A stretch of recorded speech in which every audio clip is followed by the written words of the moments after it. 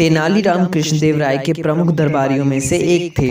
उनकी विद्वता और बुद्धिमानी की चर्चा दूर दूर तक फैली हुई थी। इसका प्रमुख कारण यह था कि तेनालीराम काफी समय से महाराज की सेवा करते आ रहे थे।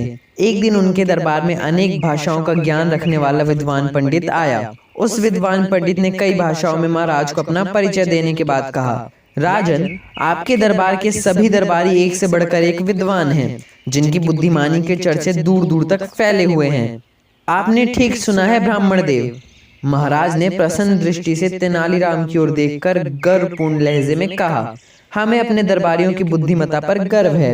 तो क्या कोई बता सकता है कि मेरी मातृभाषा क्या है? कहकर उस ब्राह्मण ने धारा प्रवाह बोलना आरंभ किया। पहले तेलुगु में बोला, फिर तमिल में, कन्नड़, मराठी, मलयालम और कोंकणी भाषा में भी उसने धारा प्रवाह व्याख्यान दिया। वह जब भी जो भाषा बोलता था लगता था कि यही भाषा उसकी मातृभाषा है, क्योंकि सभी भाषा पर उसका पूर्ण अधिकार था। अपने उद्गार व्यक्त करने के बाद वह बोला, राजन, क्या आप या आपका कोई दरबारी बता सकता है कि मेरी मातृभाषा क्या है? सभी दरबारी चुप, कोई समझ न पाया। महाराज ने तेनालीराम की ओर देखा। तब वे अपने स्थान से उठे और बोले, महाराज, मेरी प्रार्थना है कि इन विद्वान अतिथि को कुछ दिन अतिथि गृह में ठहराएं तथा मुझे उनकी सेवा का अवसर प्रदान करें। ऐसा ही किया गया। तेनालीराम उसी दिन से उनकी सेवा में लग गए।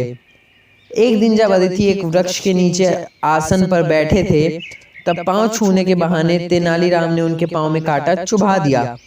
पंडित जी दर्द से छटपटाए और तमिल भाषा में अम्मा अम्मा करने लगे। तेनालीराम ने वैद्य को बुलाकर तत्काल उनका उपचार कराया। दूसरे दिन विद्वान सभा में आए और बोले, महाराज, आज चौथा दिन है, क्या मेरे प्रश्न का उत्तर मिलेगा? महाराज कृष्णदेव राय ने तेनालीराम की ओर देखा तो वे उठकर बोले, महाराज, इनकी मातृभाषा तमिल है। वाह वाह तेनालीराम! महाराज के कुछ कहने से पहले ही अतिथि बोल पड़े, आपने बिल्कुल सही बताया, किंतु आपको ये कैसे पता चला? हे सम्मानित अतिथि, आपके पाँव में जब मैंने कल कांटा चुभाया था, तब आप तमिल भाषा में अम्मा अम्मा पुकार रहे थे। इसी से मैंने अनुमान लगाया कि आपकी मातृभाषा तमिल है।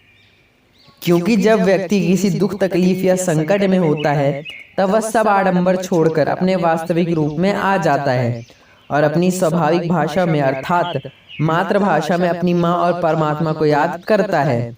यही जानने के लिए मैंने जानबूझकर आपके पाँव में कांटा चुभाया था। इसके लिए मैं क्षमा प्रार्थी हूँ। आप धन्य हैं तेनालीराम, आप वास्तव में विद्वान और कुशाग्र बुद्धि हैं। महाराज, मैं तेनालीराम के उत्तर से संतुष्ट हूँ। अतिथि के श्रीमुख से यह सुनते ही महाराज कृष्णदेव राय ने तेनालीराम को अपने गले की कीमती हार उतारकर भेंट स्वरूप दे दी। दरबारियों ने भी उनकी बुद्धि की भूरी भूरी प्रशंसा की और इस प्रकार तेनालीराम ने सभी दरबारियों की लाज रख ली।